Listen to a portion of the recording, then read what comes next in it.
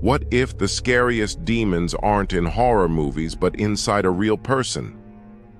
This is the story of Anneliese Michel, the girl who fought her own demons until death.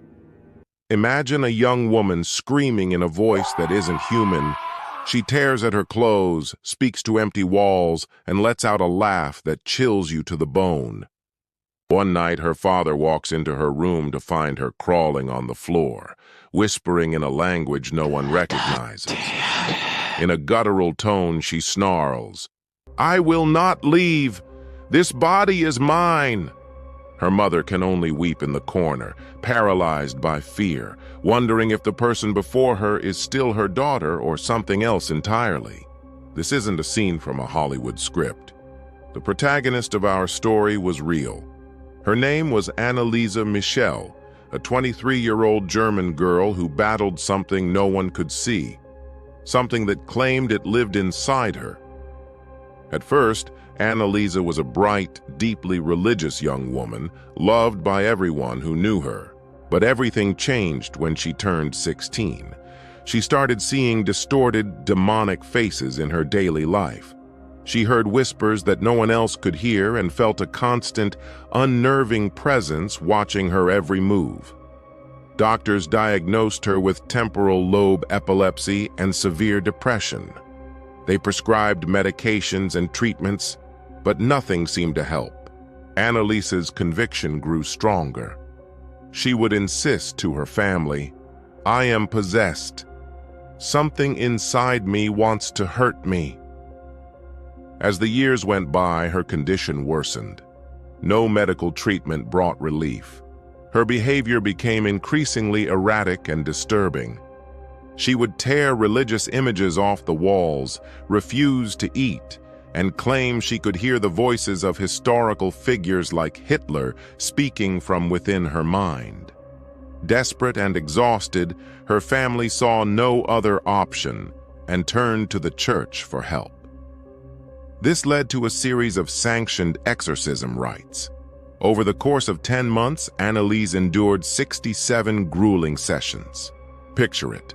A young woman writhing on the floor, screaming for hours on end, her voice shifting into a deep, terrifying growl, repeating the same horrifying words, "I will not leave. This girl is mine."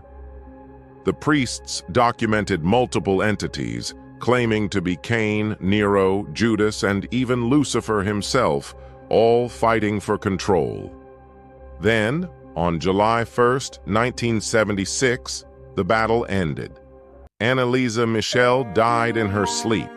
She was severely malnourished and dehydrated, weighing only 30 kilograms or about 68 pounds. The official cause of death was starvation and exhaustion. But her story didn't end there. In the aftermath, a legal battle ensued. Her parents and the 2 priests were charged with negligent homicide.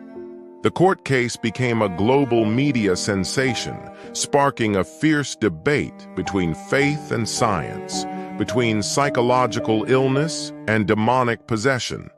The court ultimately found them guilty, concluding that Anneliese's death was preventable had she received proper medical care. After her death, strange reports began to surface. People in her town claimed to see her apparition, to hear her voice echoing in the night, or to feel an inexplicable presence in their homes. Her tragic life and terrifying death became the inspiration for the well-known film, The Exorcism of Emily Rose. So, what truly happened to Anneliese Michel? Was she a victim of a profound, untreated mental illness that manifested in religious delusions? Or was she, as she and her family believed, locked in a genuine spiritual war against an unseen evil? A film like The Exorcism of Emily Rose can dramatize the horror, but can it ever truly help us understand the incomprehensible reality she faced? The story of Anneliese Michel remains one of the most chilling and debated true stories of our time. It forces us to confront the limits of our understanding, standing at the terrifying crossroads of medicine, faith, and the unknown. A young girl who fought her demons to the very end. Thank you for watching. If this story captivated you, please like, share, and subscribe for more deep dives into the mysteries that surround us. We'll see you next time.